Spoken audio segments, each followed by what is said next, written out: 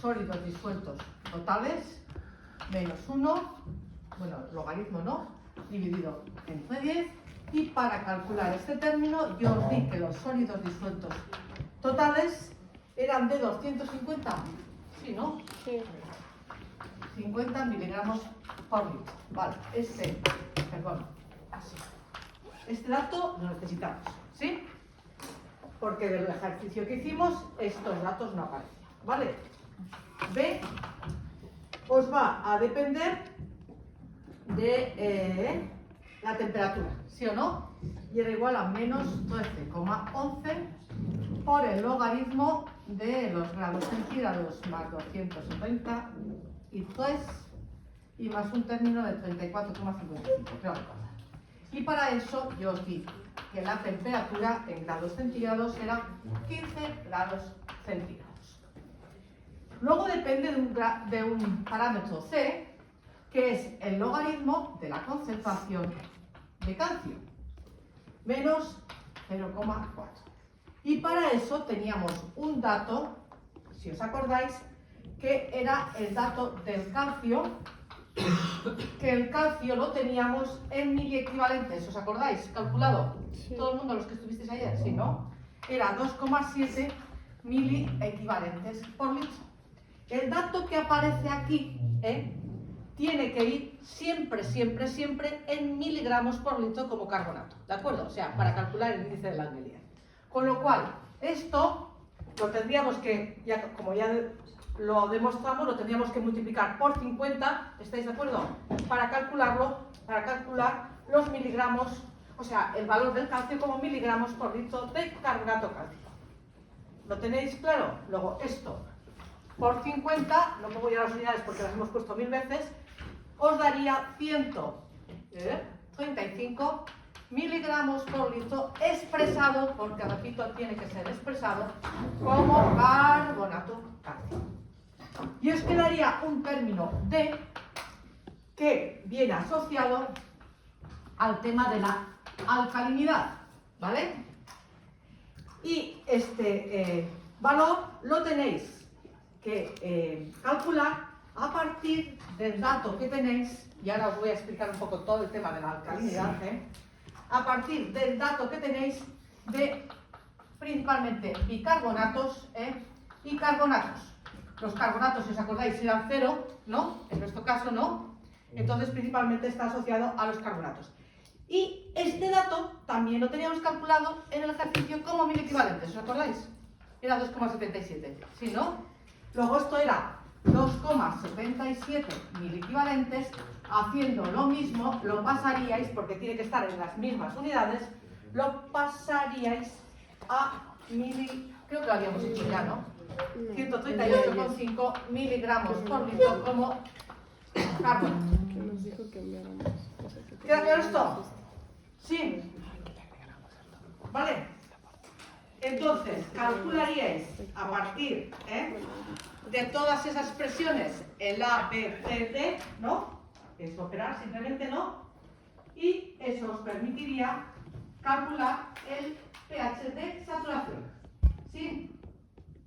¿Todo el mundo? ¿Todo el mundo? Sí, bien. Con lo cual, a ver, no pongo los... yo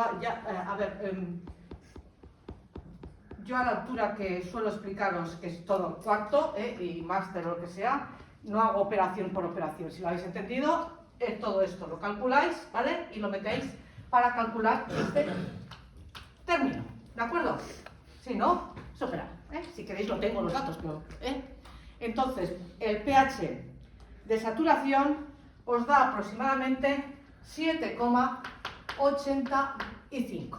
Con lo cual, sustituyendo en el valor, os queda que el índice de Langelier sería 8,8 menos 7,85. Este término os da aproximadamente de 0,95, con lo cual estaríamos con un valor mayor que 0 y en la escala esa que os di yo en amarillito, pues estaría como débilmente incrustante. ¿De acuerdo? ¿Sí? Estaría ahí, ¿no? intermedia, débilmente incrustante. ¿Queda claro eso? Bien. Y claro está, esto es una fórmula, me veo en la necesidad de que sepáis de dónde viene esa formulita, porque estamos metiendo el término de calcio, tema de temperatura, ¿no? Para calcular realmente si ese agua va a ser incrustante y os va a precipitar, ¿no? O si ese agua va a ser agresiva, ¿no? Y os va a producir corrosión en todos los sistemas donde la vayáis a utilizar en los procesos industriales. ¿Queda claro esto? ¿Sí, no? Bien, y me diréis, ¿este hombre qué hizo, para sacar ese índice? Tiene que estar basado en algo que todos conocéis, ¿vale? Y lo que conocemos, y os lo voy a demostrar, si me lo permitís, para que veáis que no va, ¿no? Las cosas no salen de la manga, viene asociado realmente a la química de los carbonatos, a esa reacción que os puse yo ayer, ¿os acordáis? De carbonatos más CO2, que es equilibrio no hacia los bicarbonatos. ¿Os acordáis de esa formulita que os puse ayer para expresaros incrustante y corrosiva? Vale. Pues, antes de hacer los ejemplitos, vamos a demostrar de dónde viene ese valor, ¿no? Que os permite calcular el índice, sobre todo el tema de saturación, ¿vale? De si está saturado, el pH de saturación, ¿vale? Y para ello, ¿está esto claro? Os quedáis con esto, ¿vale? Esto es lo que vosotros, si un día lo necesitáis, yo me acuerdo de hace ya años, de una alumna que en un proceso tenía que utilizar para calcular el índice de Langelier para ver si el agua se le estaba aumentando o no, ¿no? El tema de sales y operar, ¿no? en el sistema, ¿de acuerdo? O sea, ver cuándo tenía que meter purga o no para, que luego os voy a hacer un ejemplo, ¿no? Para eliminar las sales que se estaban generando en los circuitos ágamos, ¿de acuerdo? Entonces, pero antes, puesto que nuestro primer tema es química del agua, es decir, bueno, este índice lo vais a utilizar y entonces os olvidáis de que este os ha dado una rayada con el equilibrio de carbonatos, pero vamos a relacionarlo con la parte que entraría dentro de este tema, ¿vale? Entonces, vamos a ver de dónde sale, Entonces, fijaros, voy a borrar esto y me voy a centrar en el equilibrio que teníamos ayer. Y yo en el equilibrio que tenía ayer, os lo voy a escribir otra vez, teníamos que todo esto viene de aquí, ¿vale? Bien medio ácido o bien CO2, como queráis, y esto, lo que tenéis es, al final, bicarbonato cálcico, o lo que es lo mismo, calcio, ¿no? Más bicarbonatos. ¿Estáis de acuerdo en esto? Sí, ¿no? O sea, con el protón, esta es vuestra reacción, ¿de acuerdo?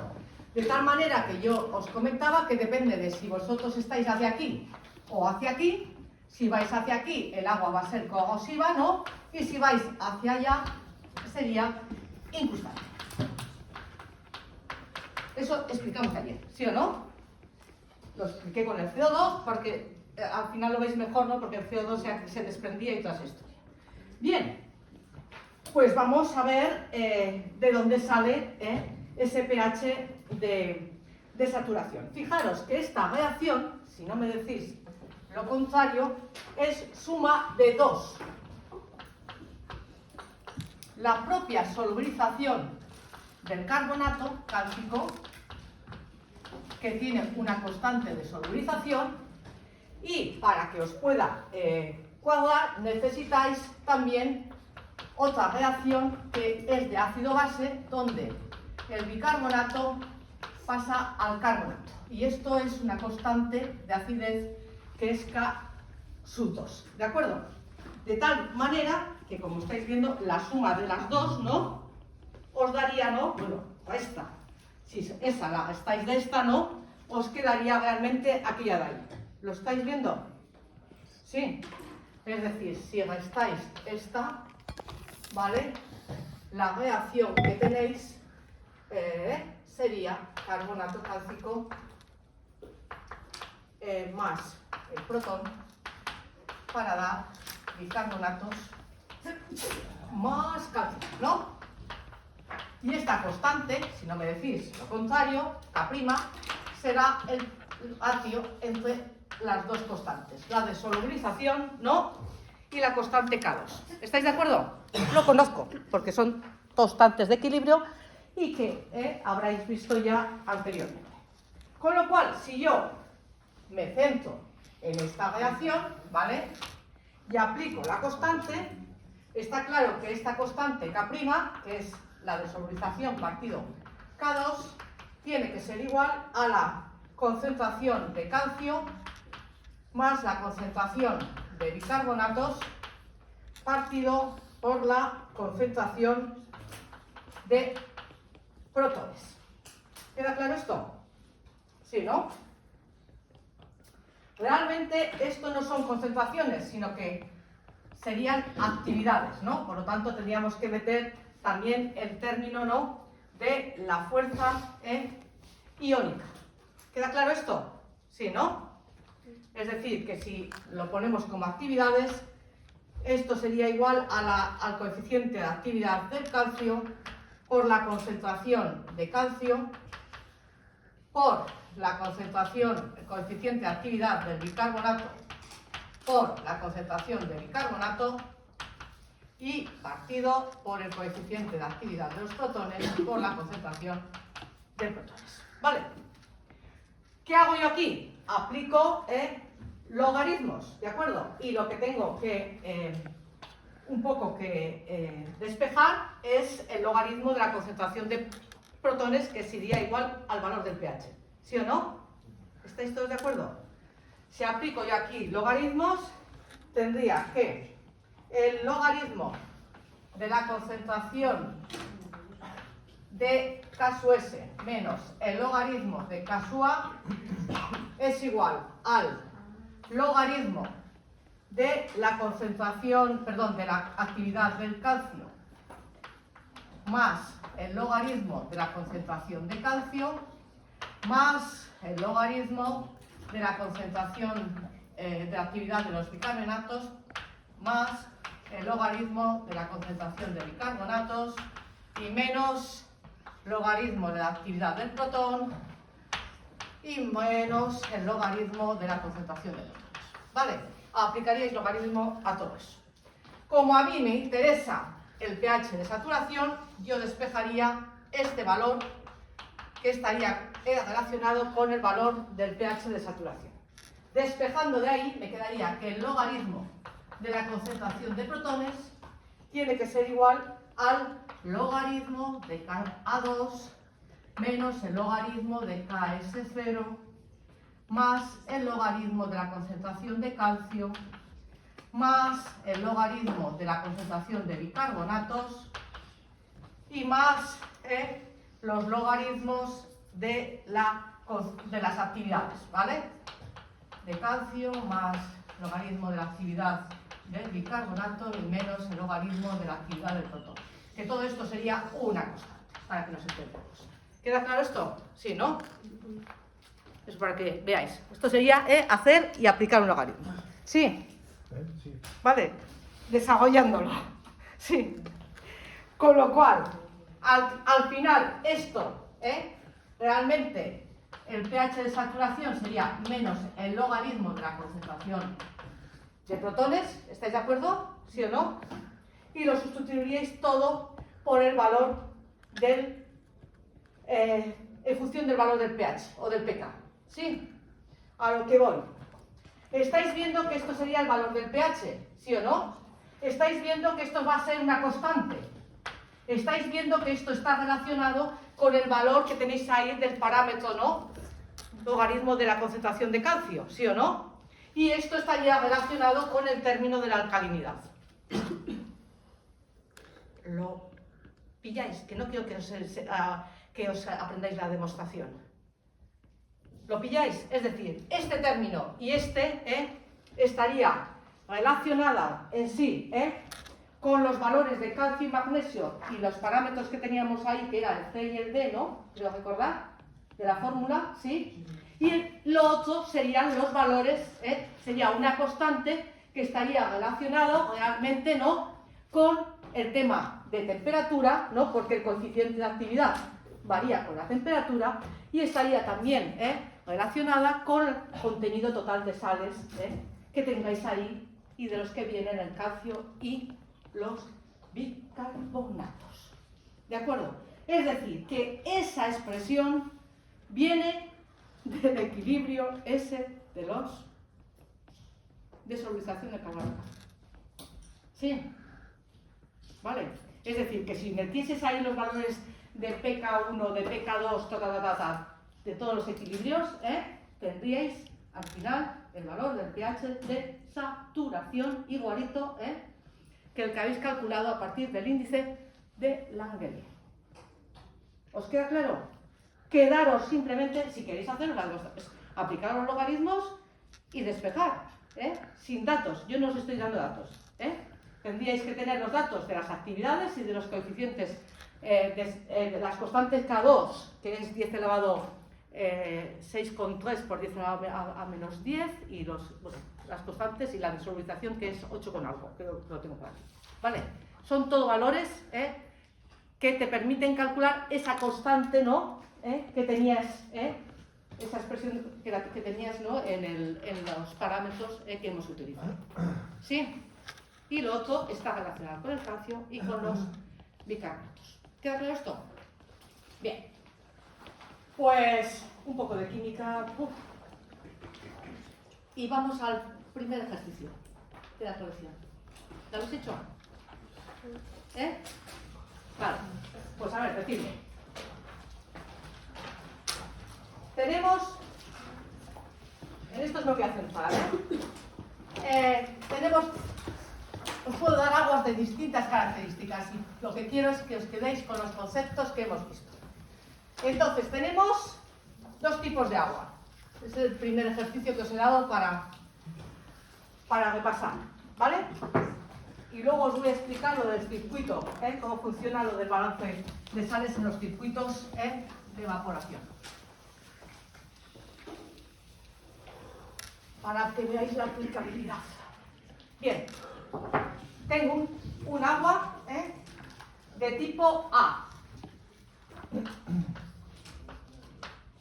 Y el agua tiene una dureza total de 30 grados franceses, ¿no? Y una dureza, la que hemos llamado TAC, que es la bicarbonatada, ¿vale? O la temporal. Y esta dureza os dice que es de 250 miligramos por litro como carbonato, ¿vale? El agua B tiene una dureza total de 350 miligramos por litro como carbonato y la temporal es de 100 miligramos por litro como carbonato. ¿Vale? ¿Sí? ¿Qué habéis hecho? ¿Qué os toca? Si habéis estado en clase. No sé si tú. Venga. Lo primero, para compararlas, ¿qué tengo que hacer? Tú. ¿Yo? Sí. No, aquí solo dicen que cuál es preferible para el uso doméstico, ¿no? Sí. Entonces en el agua A... Tú tienes que hacer algo antes. Antes de contestar tienes que hacer algo. Sí. En el agua B yo pasaría de los 350 miligramos por litro a grados franceses. A ver, no seamos complicadas. Yo tengo que comparar todo en las mismas unidades. Sí. Entonces, si todo lo tengo en miligramos por litro, está claro que lo lógico es que esto lo pase a miligramos por litro, que es el único que lo tengo en grados franceses. Vale. Vamos, si quieres, pues divide todo por 10. Pero lo más fácil es que cojas y multipliques por 10 la primera, ¿no? Dado que las otras... No puedo, no específico, vale, sí. Bueno, vale. A ver, optimizar el tiempo, que luego os falta tiempo en el examen, ¿vale? Entonces, si quieres la divides todo por 10, o sea, las 3 las divides por 10, correcto, o si no, multiplicas la primera, ¿vale? Sí, yo multiplicaría la primera. Y ya sé que esta tengo 300, ¿vale? 300 miligramos por litro como carbonato cálcico. Bien. Venga.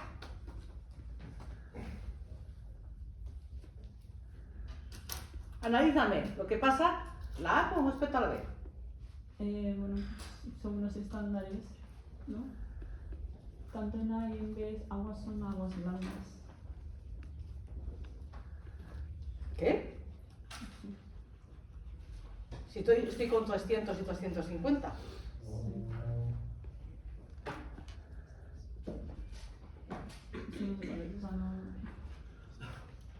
Estamos con tema de uso, ¿vale? Las dos tienden a tener bastante dureza. Están por encima de 300, ¿vale? Tanto el A como el B. Pero hay una clara diferenciación para hacer el análisis. Y es que una tiene una dureza temporal de 250, que es la primera, ¿sí? Y la otra tiene 100. ¿Vale? Bien. Entonces, de lo que estuvimos hablando, ¿vale? Desde el punto de vista de uso, imaginaros, para todo el tema de tareas de lavado, podemos decir, cuanto más dura, peor, ¿no?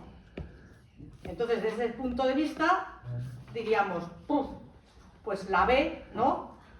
Es la que más problemas me va a dar luego al usarla, ¿no? En todo el tema de proceso de lavado, etcétera, etcétera. ¿Vale? Por ahí. Bien. Pero ¿para qué vas a usar más el agua en casa? Aparte de utilizarla en todo el tema de lavado, lo vas a usar, si tienes calderas, ¿no? Pues lo vas a usar, ¿no? En el tema, ¿no? De la calefacción, ¿vale? Y pues lo vas a usar también para cocer las cosas, ¿no? Para cocinar, ¿sí o no? Bien. Y desde ese punto de vista, ¿qué te va a dar más problemas? ¿La dureza total o la bicarbonatada? La total. La bicarbonatada es temporal. La que me precipita es la bicarbonatada, Angelito. Sí. ¿No? ¿Cuál es la que precipita en los sistemas, principalmente en todos los sistemas de intercambiador de calor? Acabo de hacer la reacción. Sí. La bicarbonatada, ¿sí o no? ¿Y qué os dije yo en el tema de ver si tenéis dureza bicarbonatada o no? O la permanente. Que cogieseis agua y la hirvieseis, ¿sí o no? Y os dije, si tenéis mucha dureza bicarbonatada, os va a quedar una capita blanca en la cazuela. En el fondo de la cazuela, se supone. ¿Sí? Con lo cual, para la cocción es mucho peor. ¿Sí o no? Entonces, aunque la B tenga más dureza, dado que la A, fijaros, la diferencia de esta es en 50, ¿vale? Es más dura esta que esta, ¿de acuerdo? Pero la diferencia en la dureza bicarbonatada o temporal es de 200, bueno, de 150 entre una y otra, ¿sí o no? ¿Entendisteis los conceptos o ya os digo que esto sirve para recordar? Entonces, la bicarbonatada es la que te da problemas en todos los sistemas de intercambiador de calor. Y vuelvo a poner esto.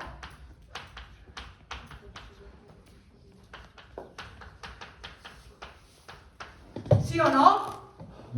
Esta es bicarbonatada. Es bicarbonatada. No es total, ¿de acuerdo? El calcio está como bicarbonatos, ¿sí?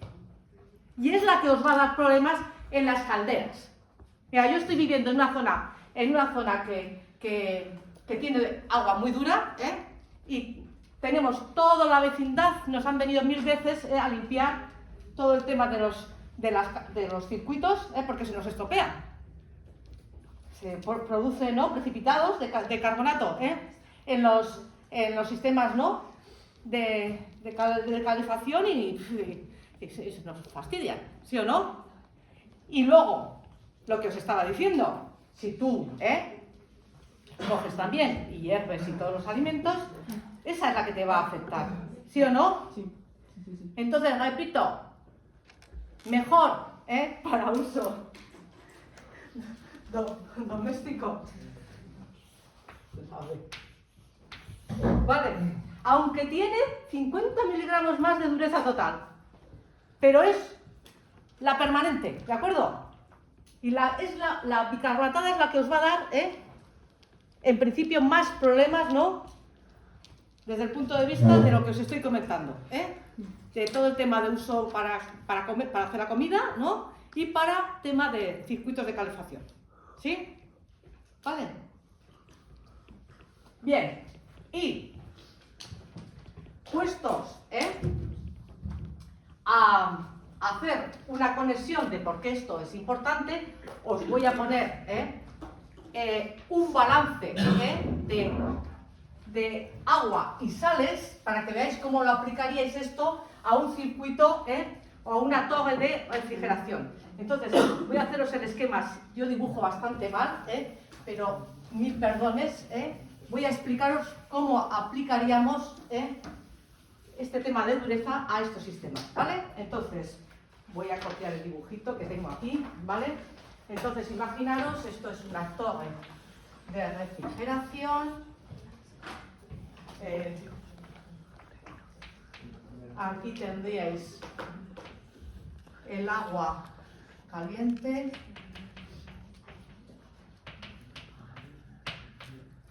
Aquí tendríais el proceso industrial. Ahora, proceso industrial. Y aquí tendríais agua fría, ¿vale? En ese sistema de refrigeración tenéis un agua de aporte, y ahora lo explico, y aquí tendríamos que considerar una purga y como consecuencia de todo el proceso vais a tener aquí un venteo y aquí un agua, aire caliente y agua evaporada, ¿vale?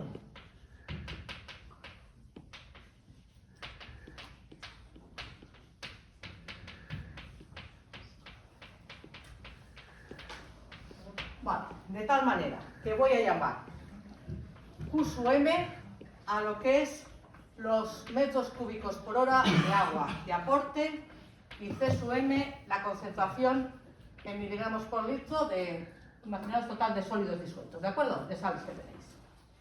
A la purga le voy a llamar Q sub B y C sub B, respectivamente, y lo que es el venteo, Q sub D, C sub D, y aquí Q sub E y C sub.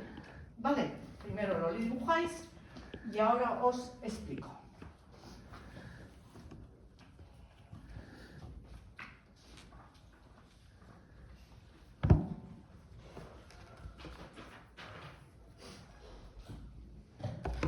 Esta, ¿no? Agua fría para acá, luego. Bien, ¿no? Bueno, lo que es una torre de refrigeración, la habéis visto, supone una condensación evaporativa e intercambio de calor por contacto del agua y del aire, ¿de acuerdo? De tal manera que se produce, por una parte, la eliminación del calor sensible por diferencia de temperatura, ¿de acuerdo? Y del calor latente, ¿no?, por evaporación parcial, ¿no?, de ese agua. Eso ya conocéis porque lo habéis visto, ¿no?, en otras asignaturas. De tal manera que está claro que al evaporarse lo que es el agua se consume energía y hay una pérdida, ¿no?, de agua evaporada que más o menos supone en torno a un 1,2% por cada más o menos 5,5 grados de temperatura. Y el segundo mecanismo que vais a tener de pérdida de agua va a ser ese arrastre que hemos puesto ahí por venteo y que supone prácticamente en torno a un 0,005%. Es decir, que esto supone un 0,05% y esto más o menos un 1,2% por cada 5,5 grados centígrados, esta es la teoría, ¿no?, de variación de temperatura. Entonces está claro que en todo este proceso tenéis por una parte una evaporación que supone una concentración en sales. ¿Todos estáis de acuerdo? Sí, ¿no? Y por otra parte vais a tener que establecer una purga, ¿no?, para eliminar, ¿no?, esa cantidad de sales que se están formando. ¿Queda claro esto? Un proceso, ¿no? Está bien. Pues voy a hacer un balance a este sistema, ¿de acuerdo? Y el balance que voy a hacer es primero el balance que haría. Lo haría primero en caudales, de tal manera que el caudal que entra, el caudal de aporte, Q sub M, tiene que ser igual a la suma de los otros caudales, el que va por venteo, el correspondiente al aire caliente y la evaporación,